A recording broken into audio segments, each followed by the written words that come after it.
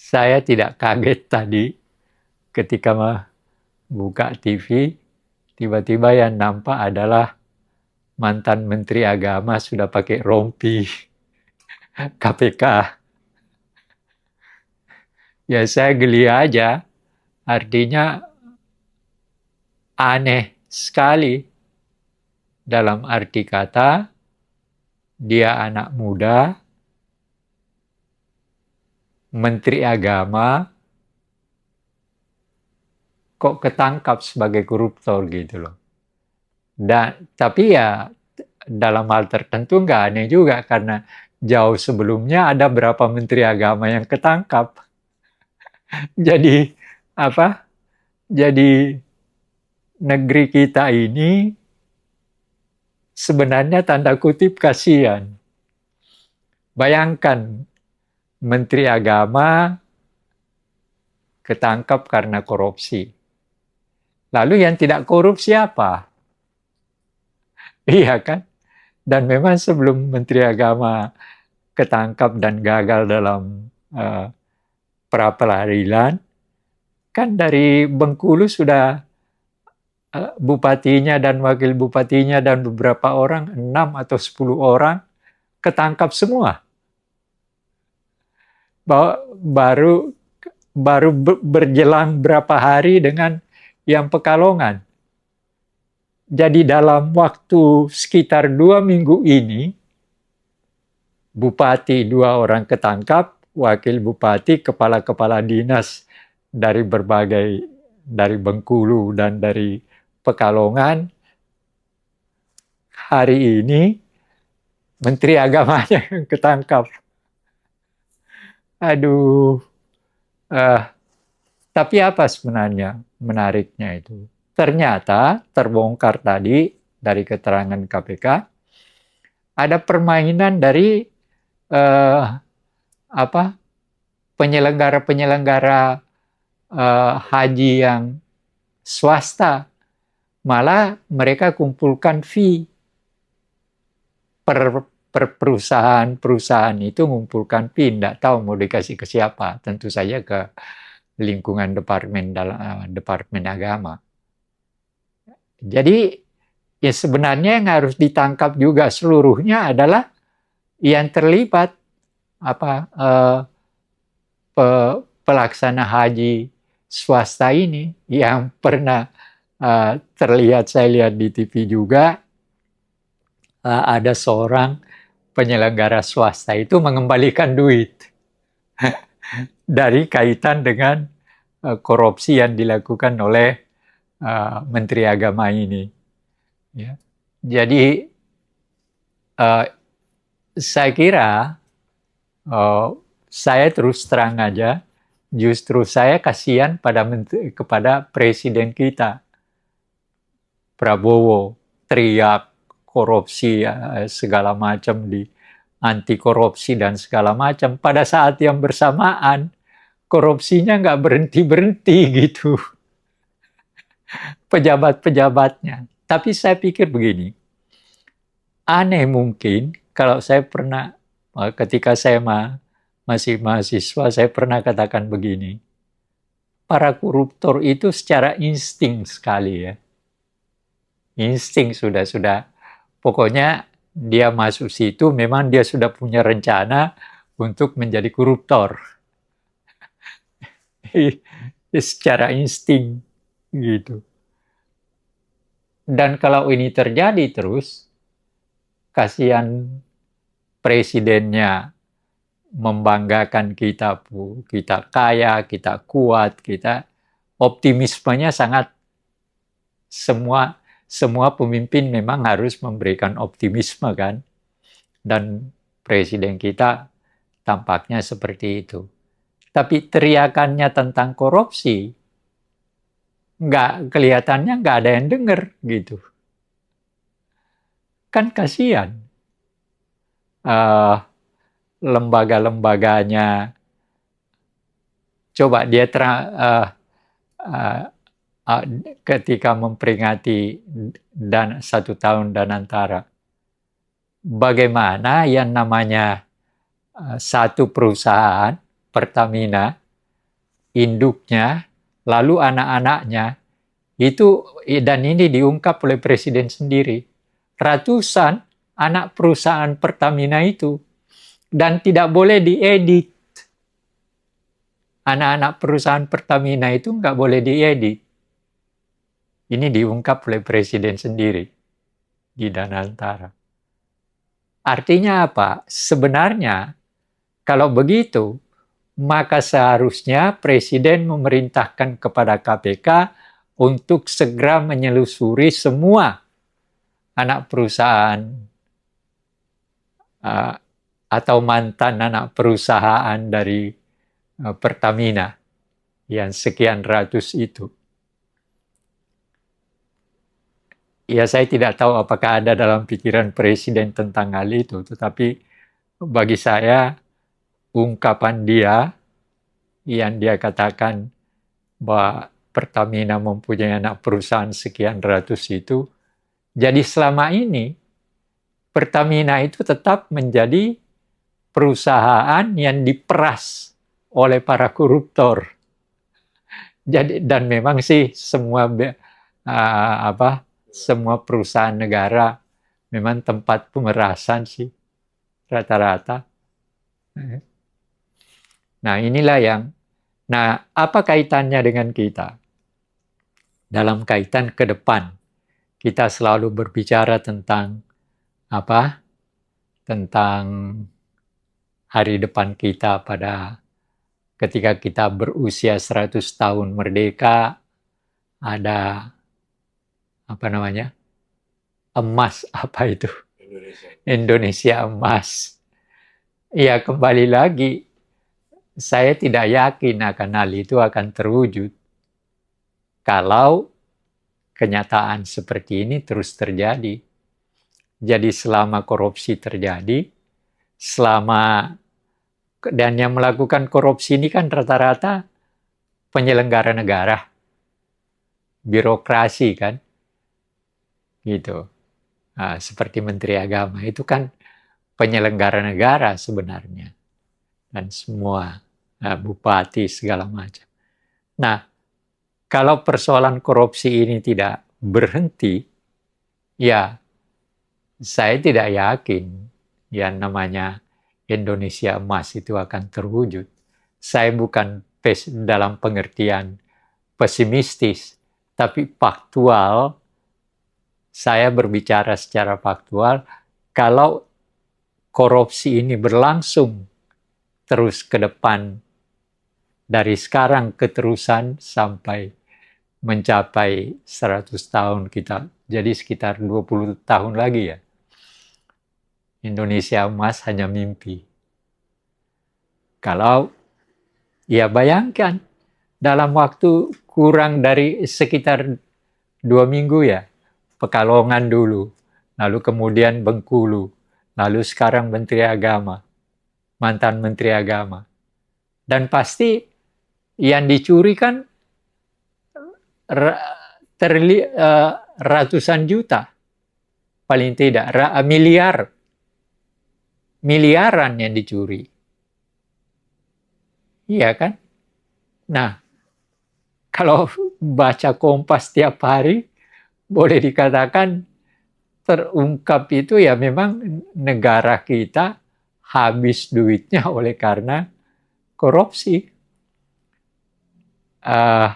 Beberapa waktu yang lalu kan bea cukai itu, jadi bea cukai itu sudah seakan-akan terencana gitu loh. Jadi ada rumah tempat menyimpan korupsinya. Nah, yang ditangkap yang pertama ini ada rumah di mana ditangkap 5 miliar. Belum lagi ke tempat lain. Dan kalau saya tidak salah dengar, seakan-akan ada rumah singgah gitu untuk korupsinya. Dan miliaran itu ya, satu rumah singgah saja sudah 5 miliar. Nah, pertanyaannya, ada berapa rumah singgah yang dimiliki oleh pegawai-pegawai bea cukai? Iya, saya mau merasa sedih, ya memang, tapi geli juga ada gitu. Bahwa para penyelenggara negara, sebagian daripada penyelenggara negara birokrasi ini, tidak ada rasa bahwa saya ini dihidupi oleh negara. Jadi tidak ada rasa terima kasih kepada negara gitu loh. Malah mereka tidak berterima kasih, malah menggarong negara. Iya kan, kalau ya saya ketika saya sudah jadi pegawai negeri, itu artinya apa? Negara yang membiayai saya kan. Dan seharusnya saya tidak boleh merusak kepercayaan negara pada saya. Tapi itu terjadi sepanjang perjalanan sejarah kita sampai sekarang masih terjadi terus. Nah, jadi singkatnya, hanya ada beberapa pemimpin yang boleh dikatakan punya kejujuran tertentu. Wakil Presiden Hatta mau beli sepatu Belly aja nggak bisa. Lalu ya berbagai praktek-praktek tertentu, ya sebenarnya apa yang dilakukan oleh Pak Harto dengan Golkar dengan serangan fajar setiap kali mau pemilu, itu kan korupsi dalam bentuk yang udahlah, bosan bicara tentang korupsi kita. Dan kalau itu terlanjut terus, saya nggak percaya bahwa Republik ini akan mencapai tujuan kemerdekaan itu. Selama korupsi tidak dapat diatasi, selama birokrat, selama pelayan yang seharusnya menjadi pelayan negara, pelayan bangsa, melakukan kebusukan-kebusukan.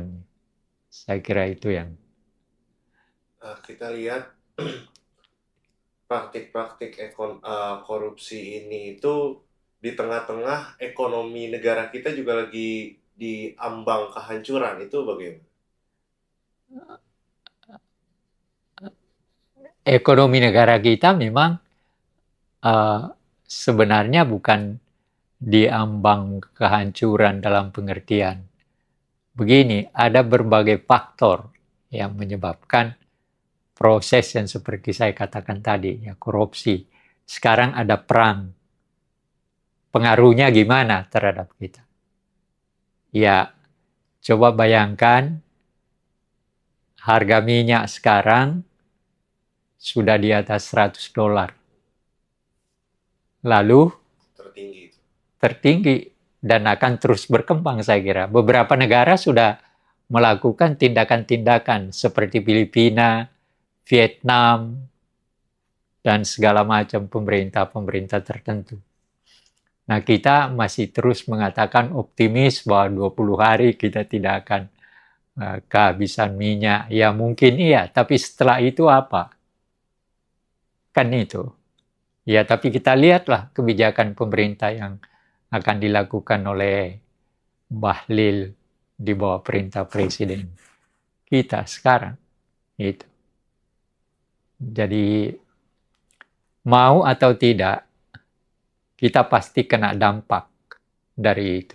Gimana ya kita mau berkata apa dengan kenyataan diri kita seperti itu? Ya, yang sebenarnya yang harus diperhatikan betul sekarang adalah di samping itu ada data nggak yang jelas masih berapa banyak orang miskin. Memang BPS pernah mengatakan bahwa kita masih punya orang miskin sebanyak 27 juta dulu. Tuh. Tapi saya waktu itu membaca itu, saya bilang, ini saya tidak percaya. Berdasarkan perjalanan saya ke berbagai tempat dan sebagainya, saya kira orang miskin di Indonesia pasti masih jauh lebih tinggi dari apa yang dikatakan oleh BPS gitu. Dan ada usaha itu tapi juga sudah mendapat kritik yang tajam, misalnya MBG. Tadi malam itu ada seorang ekonom bertengkar di TV ini, di iNews kalau tidak salah, itu bertengkar persoalan ada seorang ekonom, lupa namanya, Ferry siapa gitu, dan katanya dia berteman dengan Menteri Keuangan. Nah, dia kritik, dia katakan sejak awal dia menentang MBG. Ferry Latuhihin. Nah, itu mengatakan begini, ya sejak awal saya sudah kritik MBG. Bagaimana mau melakukan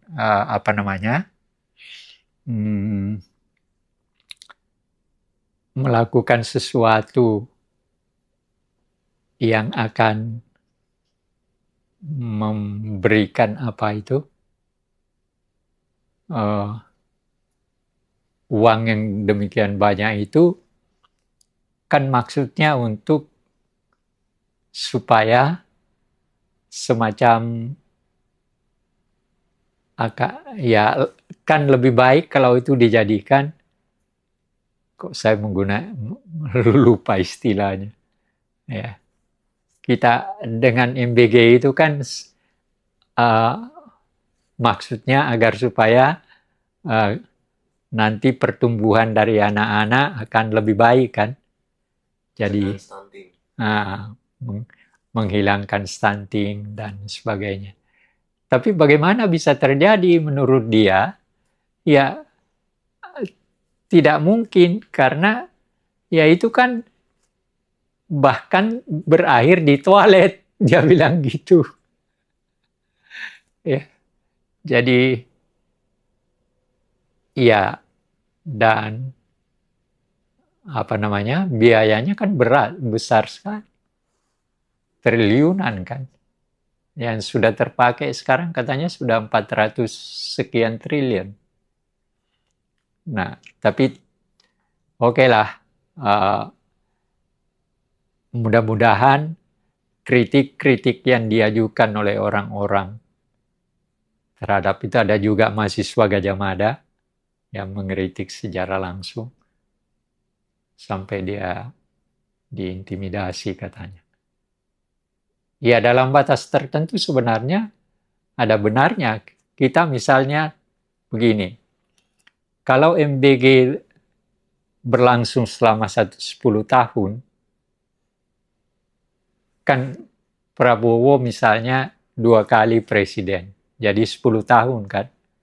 Nah pertanyaannya, apakah MBG akan melahirkan anak-anak yang sehat, yang cerdas setelah berjalan selama 10 tahun itu, setelah Presiden Prabowo tidak jadi presiden lagi? Kan itu pertanyaan yang harus dijawab juga. Sampai seberapa jauh ahli gizi memberikan prediksi seperti ini bahwa MBG yang dijalankan sekarang itu akan pada waktu 10 tahun yang akan datang, gizi anak-anak yang diberikan MBG itu akan lebih baik dan dia akan lebih cerdas. Kan itu yang dituju. Nah, itu yang dikatakan oleh Pak Ferry, ini kita mau memberikan ini tapi berakhir di toilet. Itu. Jadi iya, dengan kondisi-kondisi ekonomi kita yang masih banyak sekali kemiskinan, kemelaratan. Kemarin kita juga sudah bahas tentang yang labu siam dan lain-lain. Sedangkan para elit-elit juga masih banyak nih yang melakukan korupsi ini. Iya, enggak. Yang sebenarnya, ada satu hal yang harus sebenarnya harus saya mau katakan, saya minta kepada Presiden, tolong kemewahan dari pejabat diakhiri. Seperti yang terjadi di Kalimantan Selatan. Gubernurnya punya mobil 8,5. Seharusnya ada standar tertentu bahwa pejabat itu tidak boleh memiliki kendaraan yang harganya sebanyak itu. Ya, Anda bisa bayangkan sekaya apapun. Ya, saya tahu Kalimantan Timur itu termasuk yang kaya. Tapi apakah dengan Kalimantan Timur yang kaya lalu gubernurnya melihat orang-orang Dayak yang masih miskin, orang-orang yang segala macam itu, gubernurnya naik mobil yang semewah itu? Harusnya ada standar tertentu. Ya. Daripada kehidupan pejabat. Seperti yang pernah saya dengar begini, waktu istana di Kalimantan Timur, IKN, lalu saya kebetulan dengar di TV, siapa? Menteri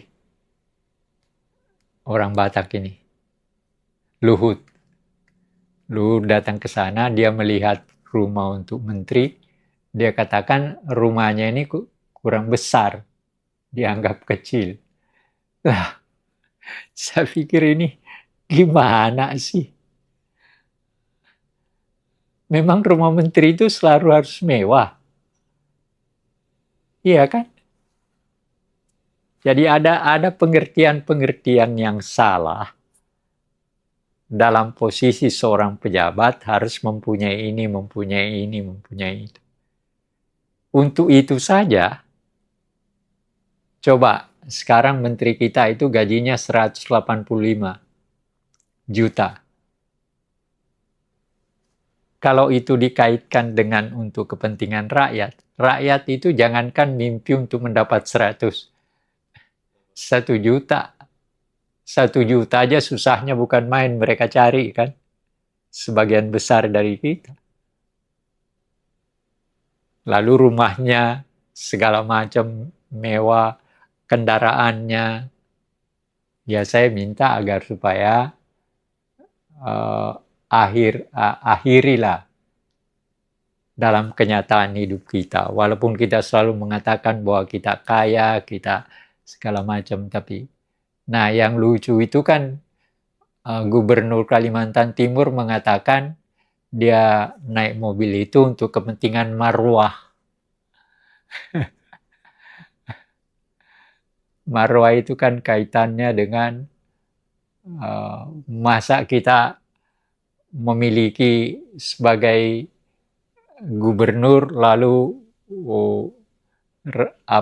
marwah dari Kalimantan Timur harus kita turunkan, kita tidak pertahankan dengan dan simbol daripada marwah itu adalah mobil yang semahal itu. Nah, jadi ada pengertian-pengertian yang salah dalam hal tertentu di dalam menerjemahkan bagaimana seharusnya seorang pejabat mempunyai apa, dan sebagainya. Gitu. Jadi apa ya?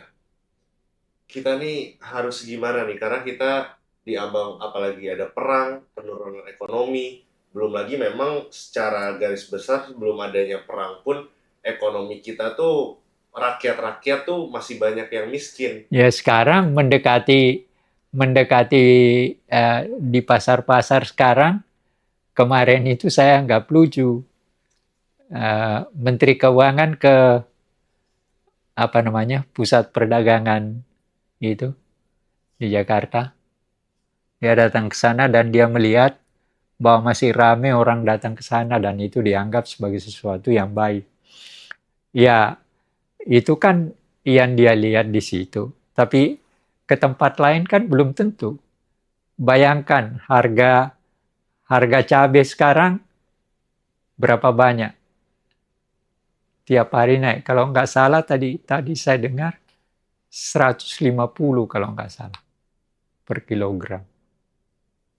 Ya, ya jadi ya sebenarnya yang harus ada kebijakan tertentu yang justru kembali kepada pelayan-pelayan rakyat ini yang harus sadar bahwa dia tidak boleh lebih dari ini.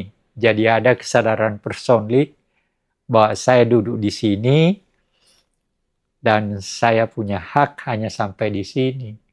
Tidak boleh menyebabkan rakyat saya justru mengalami hal seperti contohnya itu yang kemarin labu siam 2 kan.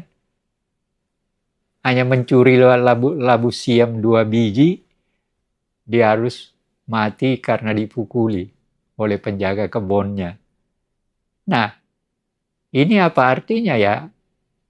Kemerdekaan kita yang katanya untuk membangun kemakmuran menyebabkan orang mati hanya karena dianggap mencuri 2 labu siam. Yang harganya berapa sih? Tapi tetangganya yang tidak mau melihat. Masa tetangganya nggak tahu bahwa orang itu memang miskin? Dia hidup bersama ibunya yang berumur 90 tahun. Dia sendiri sudah berumur 70-an tahun dan tidak punya kerja. Waktu habis dipukuli, dia mau ke puskesmas saja dia nggak punya duit. Akhirnya bertahan dengan sakitnya, akhirnya mati. Ini apa? Negara merdeka kok seperti itu? Jadi apa ya, gimana kita sebagai rakyat dulu lah harus menanggapi dan apa solusi dari masalah-masalah ini tuh. Ya, akhirnya kebijakan pemerintah lah.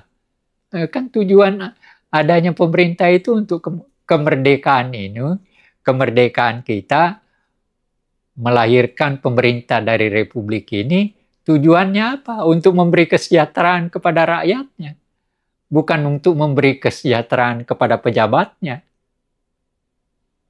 Kan itu. Pejabat itu, bupati mulai dari presiden sampai ke bawah, tujuannya menduduki jabatan itu bukan karena jabatan itu saja, tapi tujuannya adalah memberikan kesejahteraan kepada rakyat. Kalau menurut istilah Pancasila kan keadilan sosial bagi seluruh rakyat Indonesia. Itu yang harus dipikirkan oleh pejabat. Bukan untuk mendapatkan mobil yang harganya miliaran. Kan itu. Itu yang harus dilakukan. Kalau itu tidak dilakukan, ya apa yang mau dilakukan untuk kesejahteraan kalau pejabatnya dia mikir dirinya sendiri, Nah, kemewahannya sendiri.